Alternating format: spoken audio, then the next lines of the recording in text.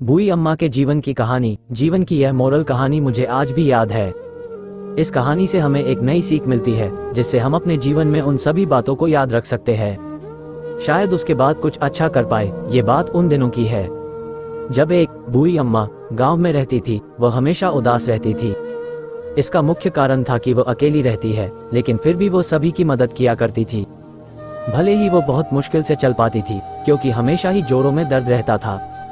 ये सर्दियों की रात थी। वह बूई अम्मा अपना भोजन बना चुकी थी। जैसे जैसे रात बीत जाएगी तो आंखों से कम नजर आएगा, इसलिए वह जल्दी ही भोजन बना लेती है। उसके बाद अपने घर में आराम करेगी, उन यादव को याद करेगी जो कि याद करने से थोड़ी खुशी मिलती है। वह बूई अम्मा खाना खा चुकी थी। अब उसे आराम करना था क्योंकि कुछ समय बाद ही अंधेरा हो जाएगा। फिर वह बाहर कुछ नहीं देख सकती है। वह कुछ आवाज सुनती है। उसे लगता है कोई घर के बाहर है। तुम कौन हो? वह आवाज लगाती है मगर कोई जवाब नहीं देता है। उसे फिर ऐसा लगता है शायद कोई वहम हो सकता है क्योंकि कोई जवाब नहीं मिल रहा था। वह आराम करने लगती है मगर कुछ देर बाद दरवाजे पर दस्तक होती है। बूई अम्मा को लगता है जरूर कोई आया है। वह देखने जाती है। जब दरवाजा खोलती है सामने एक लड़का खड़ा था। वह उसे नहीं जानती है। वह बूई अम्मा कहती है तुम कौन हो? वह लड़का कहता है मैं अकेला हूँ। मैंने गाँव में सभी से कहा था कि मैं अकेला हूँ मगर किसी ने भी मदद नहीं की है। मैं दूसरे गाँव से यहाँ पर आया हूँ।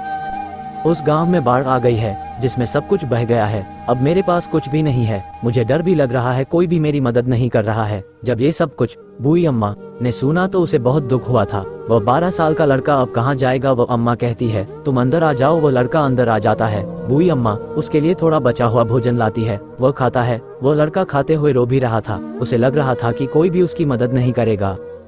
तुम रोना बंद कर दो। सभी लोगों ने उसे ये कहकर जाने को कहा था कि हम तुम्हें नहीं जानते हैं, इसलिए कोई भी अपने पास रखने को तैयार नहीं था। बूई अम्मा कहती है तुम्हें परेशान होने की जरूरत नहीं है। हम दोनों यहाँ पर रह सकते हैं। मुझसे तुम्हारा दुख देखा नहीं जाता है। तुम रोना बंद कर दो। अब तुम सो जाओ क्योंकि रात बहुत हो गई है। वो लड़का सो जाता है। सुबह होती है। सभी लोग जब अम्मा के पास उस लड़के को देखते हैं तो कहते हैं कि यह लड़का आपके यहाँ पर क्या कर रहा है? वह बूई अम्मा कहती है यह मदद मांग रहा था मगर तुमने कोई मदद नहीं की थी। ये ठीक नहीं है। यह अभी छोटा है। यह अकेला है। क्या हमें इसकी मदद नहीं करनी चाहिए? तुम सभी लोगों का व्यवहार तो मुझे अच्छा नहीं लगा है। तुमने जो इसके साथ किया है, इसने मुझे सब कुछ बता दिया है।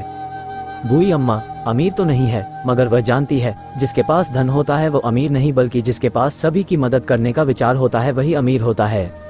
अम्मा की बातें जब लोगों ने सुनी तो शायद उन्हें ज्ञान मिल गया था। उस दिन के बाद वो लड़का बूई अम्मा के पास ही रहता था। वो अम्मा की मदद भी करता था। अब अम्मा को भी कोई मिल गया था जो उसके साथ भी करता था। ये कहानी हमें बताती है जीवन में सभी की मदद करनी चाहिए क्योंकि आपकी मदद से किसी का जीवन अच्छा बन सकता है। ऐसी और कहानी सुनने के लिए हमारे चैनल को सब्सक्राइब करें और लाइक कमेंट करना ना भूलें।